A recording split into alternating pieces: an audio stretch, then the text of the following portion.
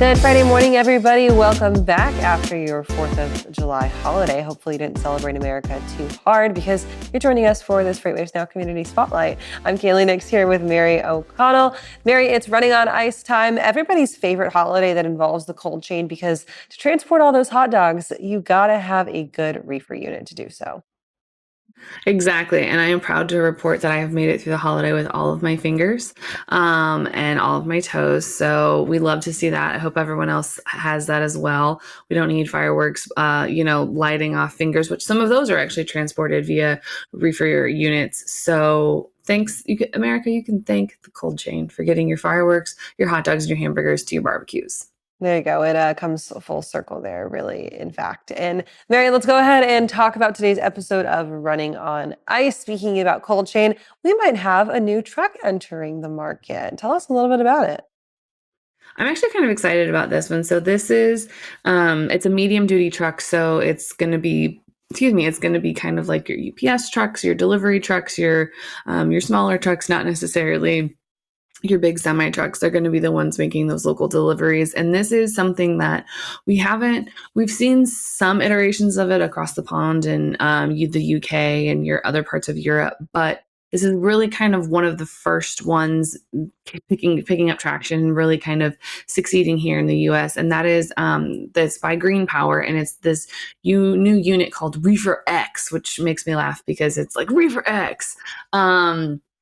But basically what it is it's a new all electric reefer medium duty truck. So that's able to do those last mile deliveries, make those produce deliveries, everything like that.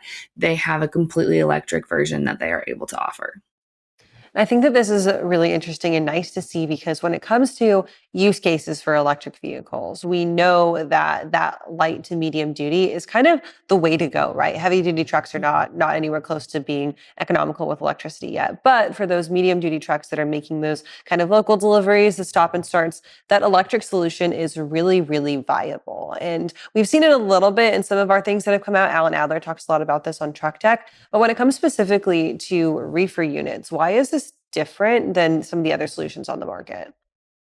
So the biggest challenge that comes with these reefer units is that, they have to be running consistently. And so the biggest draw for that is obviously power. So if the reefer unit and the truck are running off of the same battery or running off the same power source, obviously that's going to drain your battery a lot faster, which is one of the main problems that comes with it is, your battery is going to take a lot more wear and tear. It's going to be a lot more challenging to make sure it stays charged and things stay cold, because at the same time, if it comes down to, you have a low battery and you're 20 miles away from where you need to be, or 30 miles away from where you need to be, is it going to come down to being able to move the vehicle, or is it going to come down to being able to keep things cold? And so that's one of the things that's really been tricky. There's been a lot of cool alternative fuel and alternative resources for that reefer unit. There's been a lot of cool developments in that area, but this is kind of the first that has combined it all into one. And I'm really kind of looking forward to seeing it grow and get adopted, because like you said, that medium duty truck and that is really that sweet spot of, okay, it's going to go out, make a couple of local deliveries, maybe run for a couple hours, come back for lunch, charge it up, take it back out again, let it charge overnight. That's going to be one of the easiest solutions to kind of implement a sustainable and a better carbon emission solution versus having a diesel truck and possibly a diesel generator as well for your, or not generator, unit for your refrigeration unit on those trailers. Right, because as we know, as you're parked and you're unloading, you got to keep them both honestly running the whole entire time, which is just idle time on that truck and on that reefer unit, more emissions and more waste and terrible things for the atmosphere that we live in today. Mary, when it comes to the adoption in the United States, you mentioned that this has gotten some pretty good use across the pond in Europe and the United Kingdom. Why has it been so slow for us to translate over into America so far? I think one of the biggest issues that it has is obviously, so for example, in the UK, they've seen some of these similar solutions. It doesn't take nearly as long to drive. Like you could drive 3 hours and be potentially on the other side of the country. I think it takes something like 6 or 8 hours to drive from one end of UK to another. And that's fantastic. And I love that for them. But you could drive for 7 hours in America and still be in the same state. So I think that's one of the issues that people have had to overcome is, everything's much more spread out. It's just a lot more land area to cover. So having one of those truly good solutions is just something that they've had to design for a couple different, different conditions. So I think now that everyone's kind of on board with it, and I want to say that it's only like maybe 8 months of difference from what's been released out in the UK and what's been put out here. So everyone's pretty much coming out around the same time. It's just kind of a matter of what specific solution everybody is the most excited for. But I'm really excited for this one because like you said, it's going to make a lot. It's going to be a lot of improvement, and it's going to do a lot for those last mile, final mile temperature controlled deliveries, which we're seeing an increase of.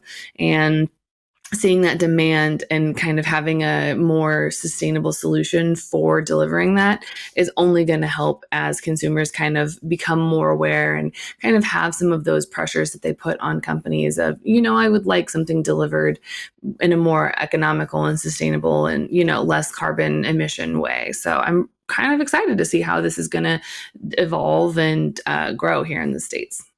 I love it. And when it comes to timeline for true release and starting to see the ability for purchases to be made and integrations into the fleet, do we have a timeline on that yet for this vehicle or not quite? It kind of depends on obviously the size. They are taking orders for it. But as for the actual, like, you can go to a store and buy one, I don't know that they're quite at that point yet. I might be wrong, but you can definitely check that out in more detail on the episode that comes out later today. There you go. And speaking of that, that's the perfect segue. Where do people go to find your episode for today? Well, you can keep watching it here on YouTube, but since it is the holiday, you probably don't want to be tied to a screen. You can also download the podcast on Apple Podcasts or Spotify or anywhere else you get your podcasts. And obviously, it'll always be here on YouTube waiting for you. There you go. Just make sure that you listen to it on the way to your 4th of July barbecue or on the way, I guess, back from your 4th of July barbecue if you spent the night somewhere. I don't know. It's a holiday weekend. Everybody's traveling. We'll see you guys on Monday next week. Mary, thanks for joining us, and we'll talk to you next week. Bye, guys.